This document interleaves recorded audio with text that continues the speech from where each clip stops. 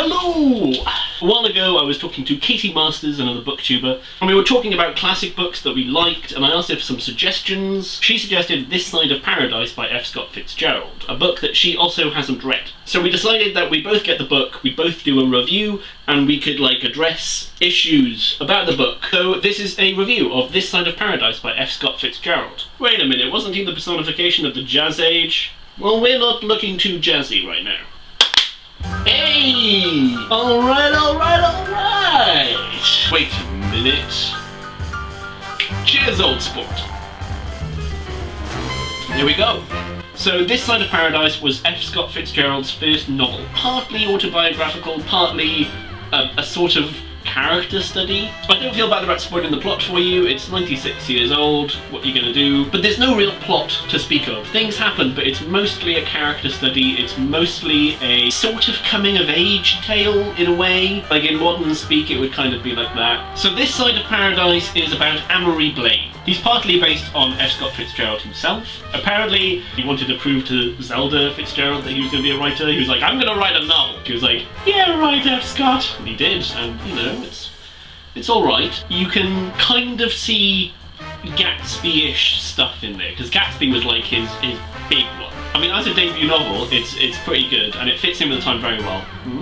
So it's set in the early 20th century, and it follows a young boy called Amory Blaine from the age of about 10 to the age of about 25. He's very egotistical, like he's a self-proclaimed egotist. It talks about him in school, and then he goes to university at Princeton in America. Then he joins the army during World War I, and then he returns and lives in New York for a couple of years. I don't know where to start with this. So Amory Blaine starts off as a very self-centered character, and he's very self-centered throughout the book. He grows up very much under the influence of his mother, who thinks he's God's gift, and confers that confidence in her son to her son. He sees himself, I think, through his mother's eyes, because she's always telling him he's amazing and he's talented and he's wonderful, so he's like, yeah, I am amazing and talented and wonderful, and he's really not.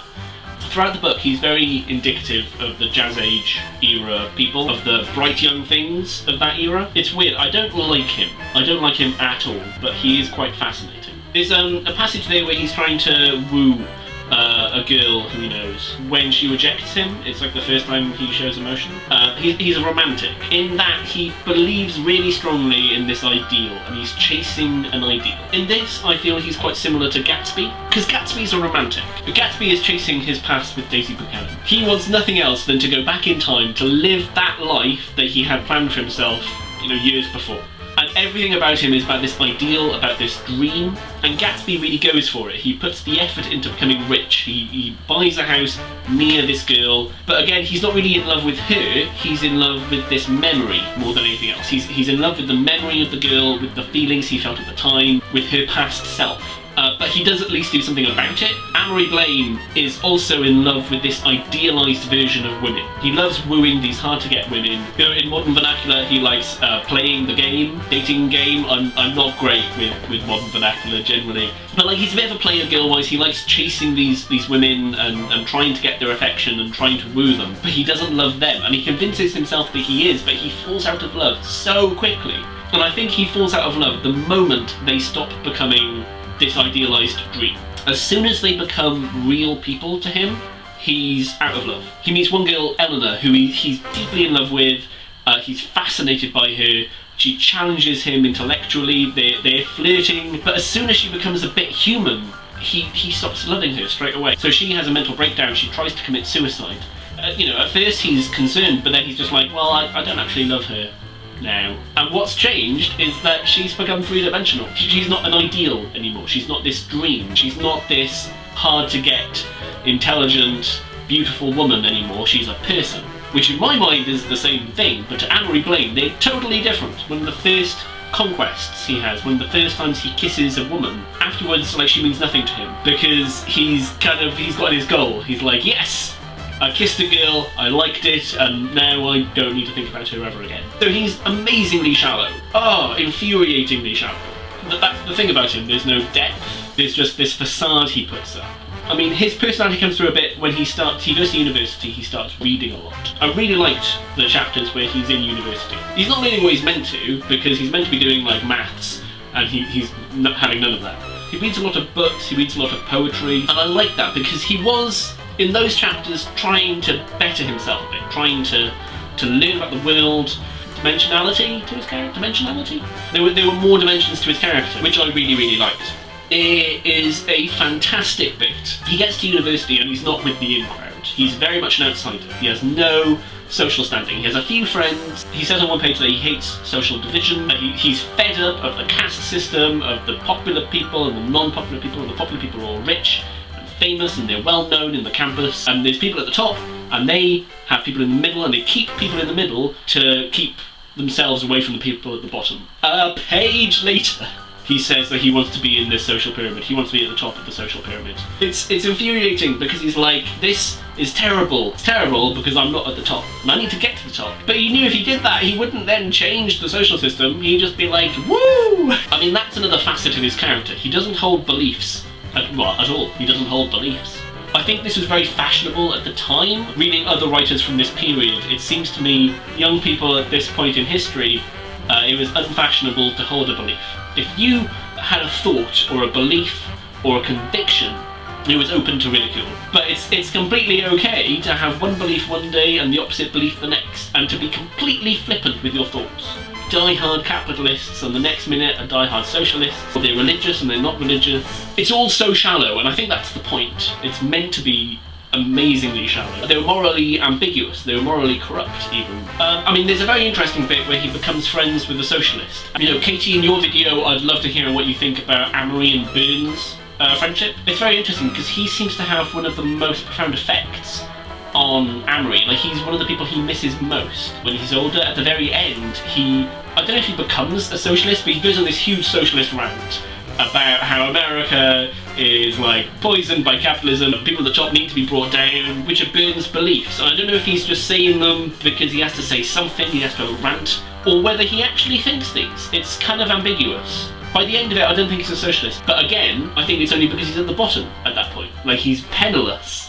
He's got no friends, no family. Again, it's like in university when he was an outsider and he's like, I hate that social caste system. Like, if he won loads of money the very next day, I think he'd probably be cheering the social caste system on and hating poor people again. Fitzgerald has quite a lot of similarities to Evelyn Waugh. Evelyn Waugh is a British writer. He's later on than Fitzgerald. But in 2 books, there's a war in the middle which disrupts everything. There's Brideshead Revisited, where again, someone's in university, war breaks out, they become a soldier like Amory, and then everything's different afterwards. I think it's most prevalent in Vile Bodies by Evelyn Waugh, which, by the way, has been adapted into a film called Bright Young Things, which is amazing. It's a great film. That was quite an interesting one. Evelyn Waugh got divorced halfway through writing it, and it goes from a really happy-go-lucky, woo, it's the 20s, let's drink, drink, drink, drink, drink, to there's a war, everyone's dead, everyone's ill, people are dying, oh god, what does this come to? I think there's a similarity there, because Amory joins up and fights in the First World War, and he's very different at the end of it.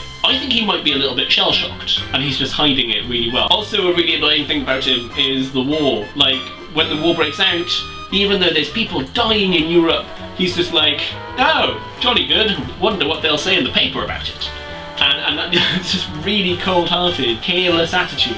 And then when America joins the war, he enlists. Not because he feels compelled to fight for or against a cause, but just because that's the thing to do. That's what his compatriots are doing. That's what everyone in Princeton was doing. So it's like, well, of course I've got to sign up. I'd love to hear your thoughts on that, Katie, actually. I don't know much about the American involvement in World War I, but in the United Kingdom in World War I we had conscription. So people were forced to enlist if they could, but also, quite interestingly, if you didn't enlist for a good reason, you were just termed a coward.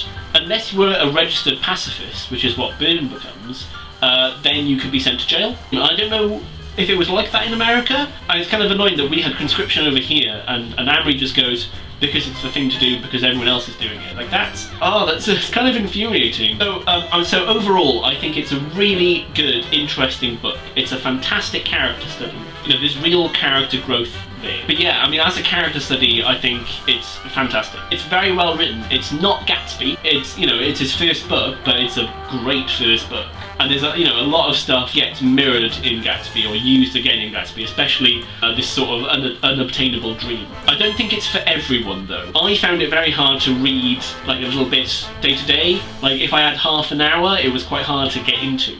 But if I had a couple of hours, then I could read quite a large part, no problem. Because I think the style of the writing back then, it's not conducive to just flicking through. Like, you need to read every line and you need to understand it, because it's a very, very advanced vocabulary, and it's quite a complex writing style. It's not super easy to read. But I think if you're into literary classics, if you're a big fan of F. Scott Fitzgerald or Evelyn Waugh, or even Hemingway, really, because it's the same time period as Hemingway. Even though there's similarities, I find Hemingway is easier to read. I think overall it's a really great book. It's weird because at the time people read to induce thoughts a lot more. I think now people are reading more for plot, and I normally read for plots. Whereas this isn't so much a story, it's a bit of a thesis on the importance of thoughts and humanity. I mean, I'd probably give it like a 6 or a 7 out of 10. I'm not a huge fan of classics, but I really enjoyed it. So Katie will be making a video on this book as well, and when she does, I'll link to that somewhere below. Katie, I'm really interested to hear your thoughts on this. Anyway, I'm gonna have another glass of this, because it's mostly empty now.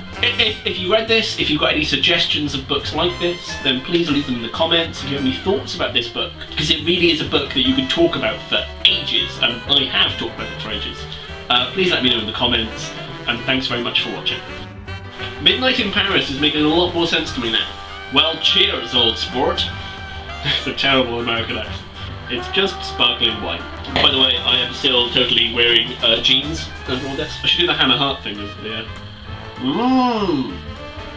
But, you know, that's kind of cheating.